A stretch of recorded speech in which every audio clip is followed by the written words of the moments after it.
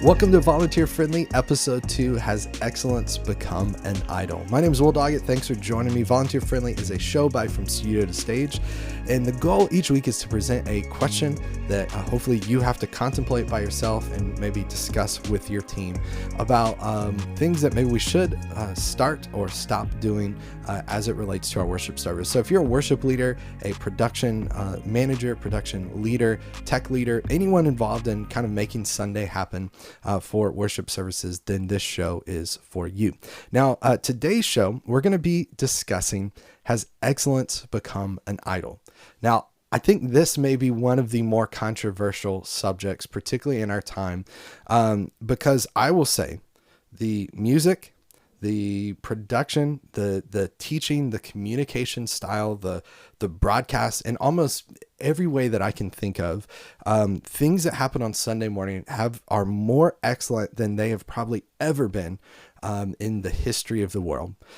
Production is literally on levels that are as high or higher than, going out to a show and seeing a show on Sunday. The vocal talent of people that are leading worship on a Sunday is as high or higher than a national tour that you go see. The musicianship is greater in a lot of ways than a national tour that you may go see of one of your favorite bands.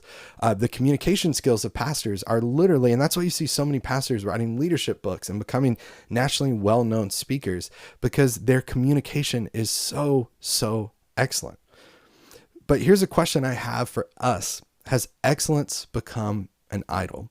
A few years ago, I was having a conversation with my buddy Andy, and Andy and I, we have to be careful when we get together because we always end up in these really in-depth conversations. And I think both of us probably tend to be naturally a little more pessimistic.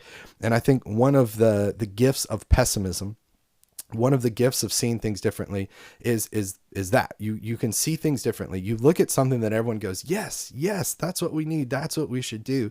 And you maybe tend to step back a little, and you tend to step back and go, wait, is this really as good as everyone says it is? For me personally, I tend to not accept things that are popular, at least initially. And I've started to learn sometimes things are popular for a good reason, and you should then pursue those things as well too. But one of the things Andy and I really started discussing is this idea of excellence in church. And I really started processing after the fact. And one of the things that came up for me is just this idea of, I think sometimes, and again, this show's purpose is not for me to present my ideas as fact, but to give you a little bit of grounding, a little bit of thoughts around to maybe go in the stew and really start stirring up ideas in your mind that you really have to process and get a handle on and think through. But one of the things for me is I grew up leading worship in middle school and playing guitar, and my musical journey, my guitar ability, me learning how to play guitar to do Ableton, my ability to teach, my ability to sing, to lead worship, all was tied to me starting in middle school. And I had this opportunity to lead worship, and I had this opportunity to make a lot of mistakes and a lot of failure. And we'll talk about that more in a future episode. But because I had that freedom to do that, I learned how to do that. I then went to college and got a degree in worship and music ministry and played in a band there where we played, 5 to 6 times a week leading worship. And then from there traveled with some worship artists and started teaching Ableton and got hired at churches as music directors, as worship leaders, and then production manager and all those sorts of things. But all of those opportunities for me stem back to me having the opportunity to fail, having the opportunity to gain experience. And I just started thinking after that conversation with Andy is, would I be able to do that in today's terms? If I was a middle schooler and I auditioned for my worship band in middle school, and I auditioned for my worship band and they said, no, you're not cutting it yet, man. Like you're not great. Keep practicing, stay at home, practice these songs, work on your guitar tone. And then let's talk. I don't know that I would be where I am today without those opportunities to fail. I don't know where I would be as a worship leader, as a communicator, as a musician, as a teacher, if it wasn't for those opportunities that people gave me to where they said my experience and me getting experience was more important than excellence.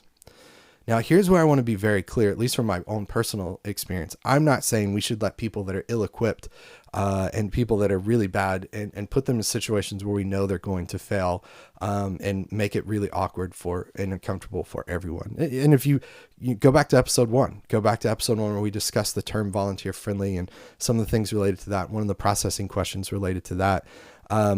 That's not what I'm trying to say here. And again, the goal of this episode or this show is not for me to push my personal opinion on you, but to provide these, hopefully, thought-provoking questions, and hopefully questions that make you think and make you go, I wonder if we're doing that.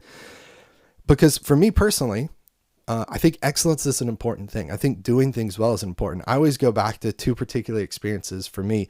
I went to Liberty University, and while I was there, I had the privilege of being there while Dr. Jerry Falwell was alive. And so I just pulled up a picture here that I'll show you guys if you're watching on YouTube or watching somewhere. So Doc was a really special, unique guy. Now, depending on your age, you may have no clue who Dr.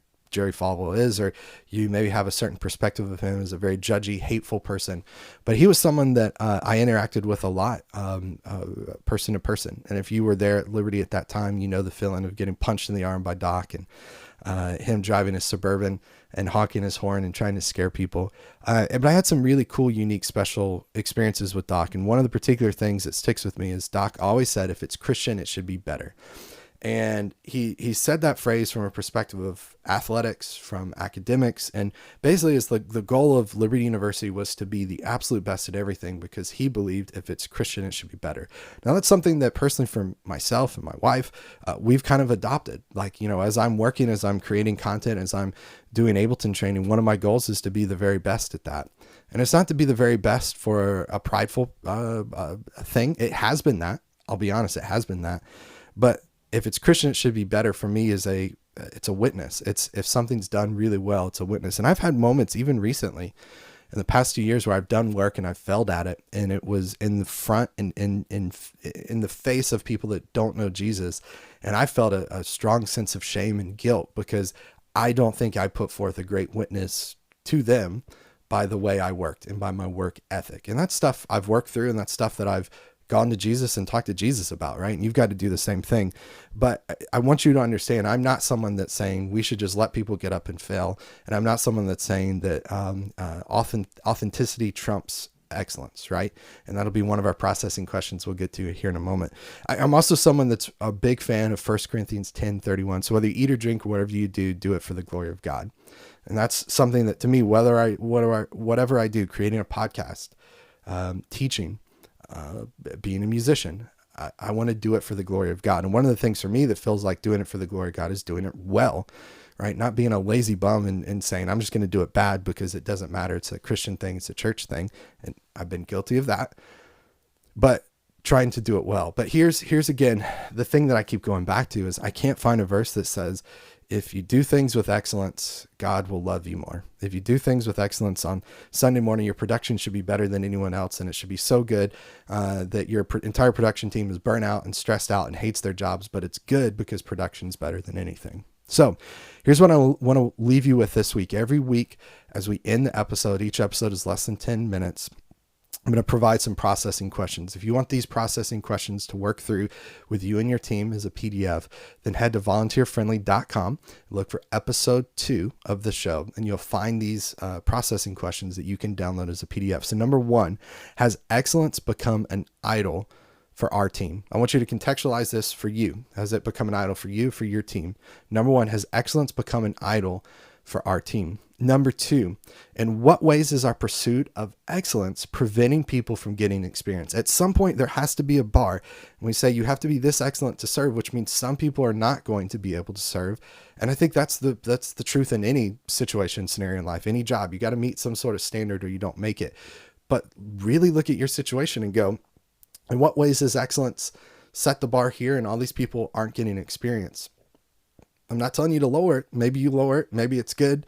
Maybe everyone's happy, but have that discussion. And number 3, can we pursue both authenticity and excellence at the same time? Can we pursue both authenticity and excellence at the same time?